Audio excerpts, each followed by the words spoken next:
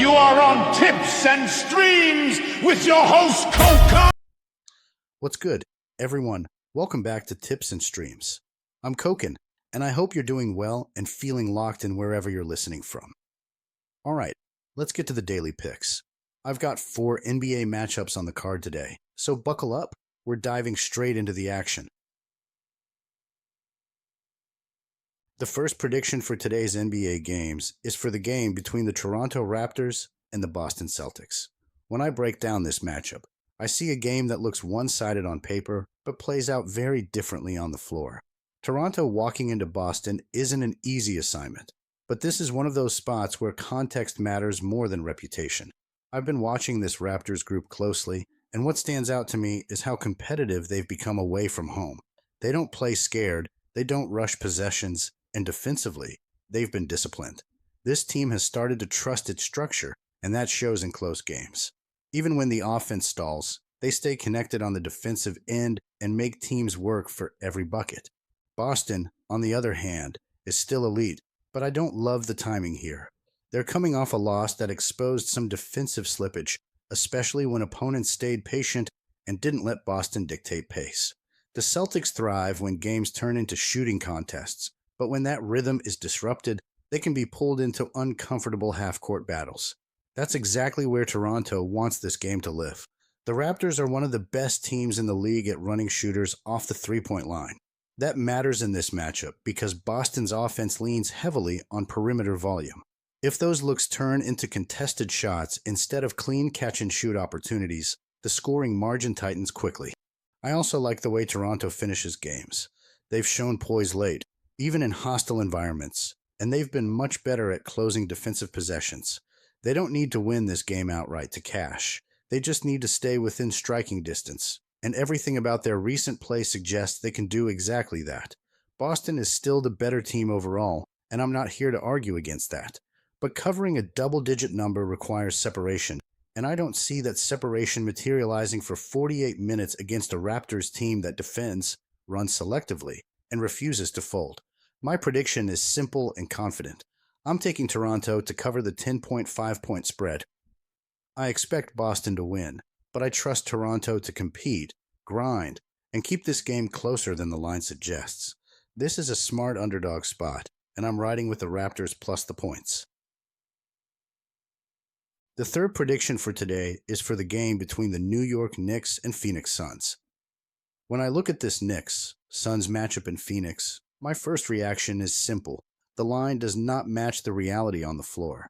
I've watched this league long enough to recognize when a team keeps getting mispriced, and right now, Phoenix is living in that sweet spot. I respect what New York brings offensively. They can score in waves, they move the ball well, and when Jalen Brunson gets downhill, the Knicks can look unstoppable. I saw how they flipped the switch against the Clippers, dominating the second half with pace, spacing, and confidence. But for me, that win doesn't erase the bigger picture, especially when this team leaves New York. On the road, the Knicks have been inconsistent, and that matters in this building. Phoenix plays with a different rhythm at home. The energy is higher, the defensive pressure is sharper, and opponents tend to get uncomfortable when the Suns start forcing turnovers and turning defense into quick offense. What really jumps out to me is how reliable Phoenix has been when it comes to covering numbers. Night after night, this team shows up with the same approach. Compete defensively, attack in transition, and trust the depth. This is not a one-man show. Phoenix shares the ball, spreads the scoring, and makes opponents work for every clean look. Defensively, I trust the Suns more in this spot. They pressure the ball, they jump passing lanes, and they force mistakes at one of the highest rates in the league. Against a Knicks team that already commits its share of turnovers, that edge matters. Even when New York scores efficiently, they can struggle to get stops when the pace rises. I also factor in the absences. Without Josh Hart, New York loses toughness, rebounding from the guard spot, and that extra glue guy who stabilizes road games. Phoenix, meanwhile, has been winning with whoever is available, which tells me their system is holding strong. This feels like one of those games where the Suns dictate tempo early, build momentum through defense, and never let the Knicks fully settle into their offensive comfort zone. I'm not saying New York won't have runs. They will, but over 48 minutes, I trust Phoenix to respond every time. My prediction is clear. I'm backing the Suns to cover the 3-point spread at home. I see Phoenix controlling the flow, feeding off the crowd, and doing enough on both ends to not just stay close, but to finish this game on top. This is one of those spots where I trust what I'm seeing, not what the number is telling me. Today's last prediction is for the game between the Houston Rockets and Portland Trail Blazers. When I break down this rematch in Portland, I can't ignore how razor-thin the margins were just a couple of nights ago. Houston walked out of that game with a 1-point loss, and when I dig into how that happened, it actually strengthens my belief in a Rockets bounce-back spot here. From my perspective, that previous meeting was one of those games where the box score tells a brutal story for Houston. The Rockets shot poorly from the field, struggled badly from deep, and left a lot of free points at the line. And yet, despite all of that, they were still right there in the final seconds with a chance to steal it. When a team plays that inefficiently and still nearly wins on the road, I usually see that as a warning sign for the opponent the next time around. What stands out to me most is Houston's profile. This is the best rebounding team in the league, and that identity didn't disappear in the loss. They controlled the glass again, created second chances, and stayed physical for 48 minutes. Even without a key interior presence, they still dictated the tone inside, and that matters in a rematch where adjustments are expected. Kevin Durant continues to be the stabilizer I trust in these spots. He carried the offense in the previous game, and I don't see Portland suddenly having a cleaner answer for him now. When Houston needs structure late in games, they lean on his shot making and composure, and that's exactly what I expect again. I also expect more support this time.